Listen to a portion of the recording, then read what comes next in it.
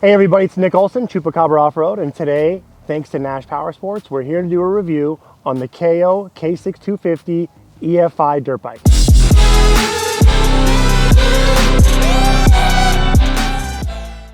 So motorcycle riding's never really been an inexpensive sport, but like most things in life, it's gotten a lot more expensive over the years. And by the time you purchase a new bike, some protective gear, a truck to take it around, it becomes a pretty expensive sport. But Kayo has the answer. This bike we're testing today is just under $5,000 MSRP, $49.99, and it's got a lot of value for the money. This thing costs about half as much as some of the KTM motorcycles or other brands you might see sitting right next to it on the showroom floor. So $5,000 is a great entry-level price point on a real motorcycle. And by real, let's talk about some of the specs that would be comparable, like I said, to a model that costs almost double. Now, this is a fuel-injected 250cc four-stroke engine. It is water-cooled. It comes with a lot of the features you might see on a lot of other dirt bikes and a few nice little additions. So starting off, this is an off-road motorcycle. You're gonna see the headlight and the tail light. It comes with an oversized fuel tank, which is a 1.9 gallon capacity, which combined with the EFI generally makes for a very fuel efficient, nice range of 60 miles or more. So the 250cc power plant is paired with a 6-speed wide range transmission, a great feature on off-road bikes, which allows you to cover all types of terrain, from slow technical to fast wide open with a click of a gear. On top of that, there's a few other features that add some value to this, one being some breakaway clutch and brake levers. That's a nice feature. You're gonna notice it's got a full front disc brake cover. It also has some nice plastic frame guards, nice features to add stock. The braking power is pretty good. There's 240 millimeter rotors, front and rear. The bike also comes with a kickstand, so it's ready for off-road use. Like the KTM models that it goes up against, this also has a toolless access to your air filter, which makes air filter swaps and cleans nice and easy. And the suspension is from a company called Fastace, so it has a Fastace fork and rear shock.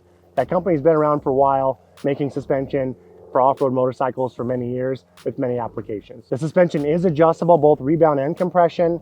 You can set your sag, adjust your fork height like any other motorcycle on the market. So right there, you've got a lot of adjustability to get the bike tailored for you.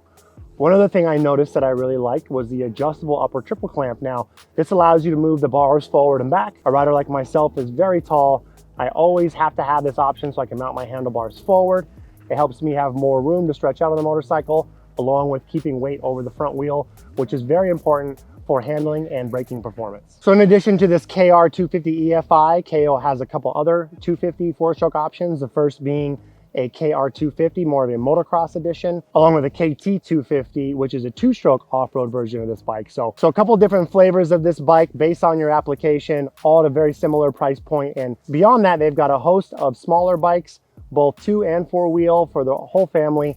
There's some air-cooled four-strokes, 230 to 250, which have a lower ride height. They are air-cooled motors, so they're a little bit lower performance, but they're a lower ride height, perfect for beginner riders, smaller riders. And speaking of smaller riders, they've got a host of small bikes starting as low as a 60cc motorcycle and as low as a 70cc ATV. Now, the big thing with bikes like this at this price point, generally there's not a lot of service and support. Now, Nash Powersports has 3 locations here in the Valley, and Nash stocks all of these Kayo models at all 3 dealers. And more importantly than that, you've got some dealer support to make sure that if you purchase one of these Kayo machines, you can get service, you can get parts when you need them, should you need them, to keep your bike running. Now Kayo Motorcycles itself has a big warehouse right next door to us in California. So a lot of times getting parts is as easy as a few days. They carry a lot of the high-wear items you might need and expect, things you might break in a tip over or crash, like hand guards, levers, brake pedals, things that you're gonna need to replace or have extras, such as air filters. So it's good to see that a small brand like this has that dealer level support, parts support, all the things that you need. So when you purchase your vehicle, you're going to be taken care of, you're going to be able to own it for several years and be able to fix anything you might need over the years of ownership. One more thing on this motorcycle right here, you can also purchase an extended warranty. The stock warranties for the motorcycles are 30 days, the smaller pit bikes are 90 days, and the ATVs are 180 days. So they're standing behind their brand with some warranties right off the showroom floor. And like I said, Nash Powersports can make sure that your vehicle stay up and running should you decide to purchase a Kayo. So I like the 250cc four-stroke power plant. It's a great size motor, great performance characteristics for off-road and for a large variety of riders. I've been riding for over 20 years, starting off with 2 strokes. I then moved on to the 450cc 4-stroke models, and Those bikes are a little bit heavier. They have a lot of power. They tend to wear you out really quick. And the trend I've seen over time now is a lot of riders are going to go to smaller displacement bikes like a 350cc, a 250, or a 300 two-stroke. Currently, I ride a 350cc Husqvarna 4-stroke. And for me, like I said, it's not too much power, but the 250 I've ridden also for many years. So I'm excited to see how this rides out on the trail. Does it have enough power for hill climbs and to get you aggressively out of turns, but also be a comfortable power band that you can ride all day and it doesn't wear you out, so you have a great experience. So just taking a quick walk around before we go on and put some miles on this thing, a couple things I really like. First off, you've got an electric start, which you have to have these days. It's very nice to have, whether you're racing, riding casually. But on top of that, you also have a kickstart. So let's say you did have an issue with a dead battery or something electronically, you've got that peace of mind to know that you've got the kickstart to get this thing fired up to get you home if you're out in the middle of nowhere. I mentioned the adjustable handlebar mounts. Like I said, it's nice to have those positions. It's nice to see this on the stock feature from an OEM.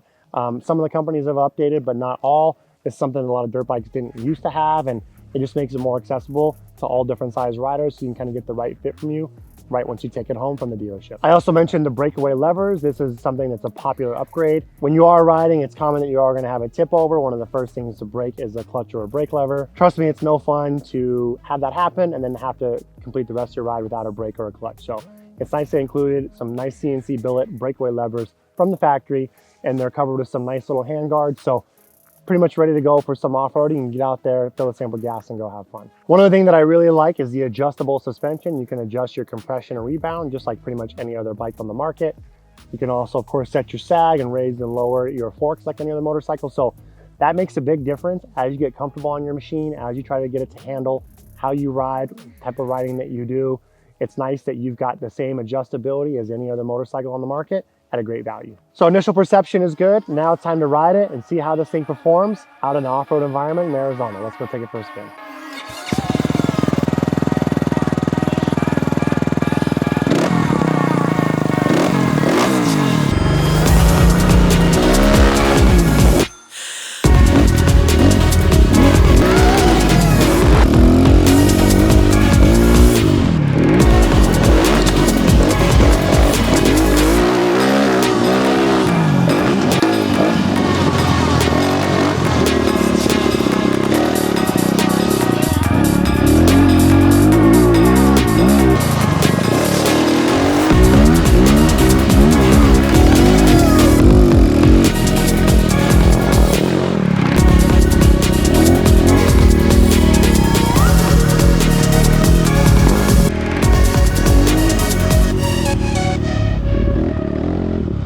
So we put some miles on the K6, and it's a very fun bike. It's a great entry-level bike. You know, I know these trails really well. I wanted to have a little mix of trails. We had some fast whoops. We had some tight, twisty stuff, something that might replicate off-road scenarios out here in Arizona and other areas in the Southwest. So my first impression is that it's really fun. The power is very smooth and easy to use. I like the wide range transmission. I had to clutch a little more than my 350, which is to be expected. But overall, it was a nice, comfortable. It felt pretty close to my Husky that I've known and ridden and raced for over 5 years. So for $5,000, guys, I think there's a lot of value. The suspension was interesting. Probably felt the best when we were going fast through some whoop sections. It had nice mid-stroke support. If the front end felt really controlled. Now, in terms of how the suspension felt on the tight, twisty stuff, it felt pretty neutral. The bike felt balanced. I was hoping to be a little bit plusher on the small bumps. I think you can kind of work through that. You could probably reduce some of the oil inside the forks a little bit, because we started off with the compression clickers all the way in the soft setting, but once I went over a couple little jumps, I would notice that the front end would bottom out. So started stiffening it up a little bit, but then that kind of comes a little bit of the detriment of the small bump sensitivity. So I think if I rode this bike some more, that's just some personal tips that I would do. Again, I'd kind of reduce the oil volume in the forks and then bump the clickers up. I think you'd get closer where you want to be, where you'd have it ramp up a little bit more on those bigger hits, but be a little bit more supple on the soft, low speed turning stuff. So just my 2 cents. I really like the tires. We had some moisture out here, I think a day and a half ago, so it's still nice and grippy compared to what it normally is, but tires work really well. It felt very planted. The front end felt like it was a little fast. I'd maybe lower the sag a little bit for myself. Again, just kind of what I'm used to, how my bike feels, things I'd play around with and adjust. But guys, to go back to the basic, you know, nuts and bolts of this thing, costs half as much as a KTM Husqvarna gas off-road bike. It's a good value. I like the adjustability. I liked it, as I mentioned, all the things that I would do are things you can all do for little money to free. Everything else felt positive. I was able to ride basically at the speed I normally would. I'd maybe try to sandpaper the brake pads to get them to feel a little bit better. Maybe they need a little bit more time to get broken in. The brake pads didn't feel as grippy as my bike, but you know, as a whole, I think there's a lot of value. I think this is worth a look if you're new to motorcycle riding. Hopefully we showed you guys with some real off-road riding what it looks like, what you can expect. I think for the value, it's great. I think it's great for people who are new to the sport, and we want to have more of you guys enjoying off-road motorcycling.